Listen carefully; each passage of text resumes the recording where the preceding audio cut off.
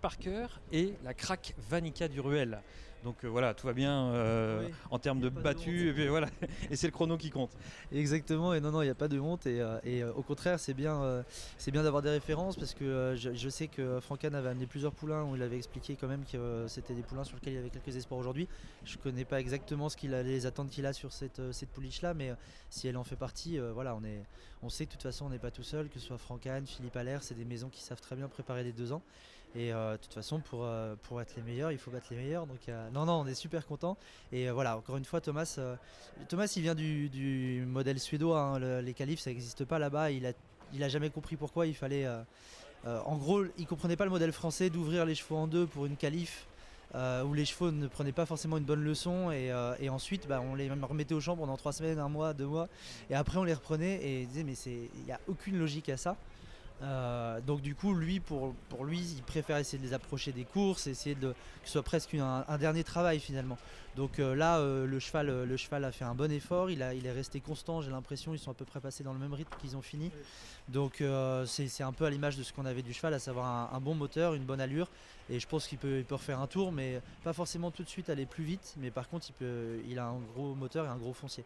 Donc voilà, on a de la marge avec ce genre de poulain selon moi. Fils de FaceTime Bourbon, hein, c'était bien sûr l'une des attractions de ses débuts de qualif chez les 2 ans. Ça s'est bien passé donc pour Kamehameha. Kamehameha, je vais y arriver un jour. Ça y est, c'était bon. Je vais me faire plein de Dragon Ball Z, je vais trouver ça sur YouTube sans problème. Et vous aviez un autre poulain qui s'est qualifié tout à l'heure. Oui, tout à fait.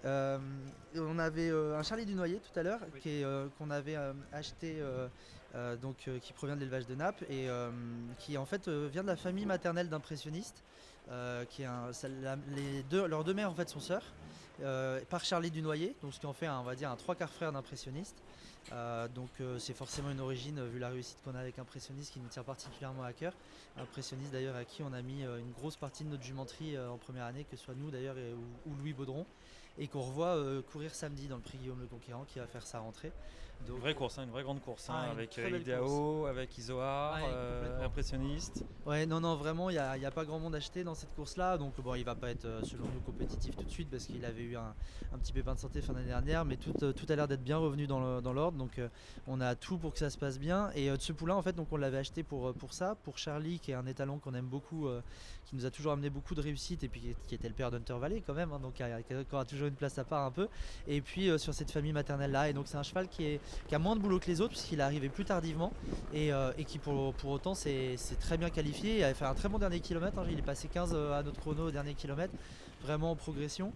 Donc voilà, on a quelques bonnes cartouches qui sont pas là aujourd'hui, mais les poulains là tout de suite c'était ceux qu'on amène aujourd'hui qui se présentent le plus facilement et qui nous ont montré des belles choses le matin. Donc on valide le ticket pour pouvoir on va dire arriver à la suite de façon plus sereine.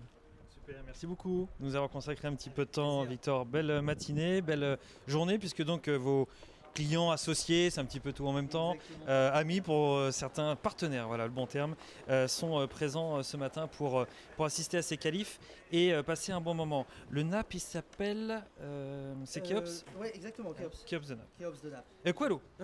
Kiops, il a la maison. J'avais Kiops, il est à la maison. Il y a un autre Kiops, voilà, c'est ça. Coelho de Naples, Coelho. donc Charlie et famille d'impressionnistes avec une jeune mère.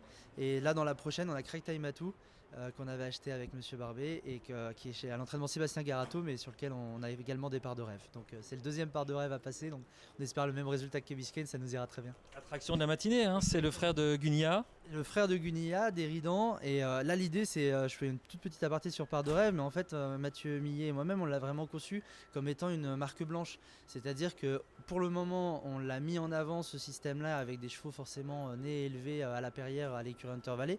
Mais l'idée, c'est de proposer à tous les éleveurs qui ont des bons pédigrés, qui veulent à la fois se faire plaisir sur des top origines, de se dire, bah tiens, celui-là, je le garde, c'est un mâle, mais il est bien né. En même temps, j'ai des besoins économiques de payer mes saillies, de payer mon développement. Donc c'est compliqué pour des éleveurs de conserver des mâles bien nés.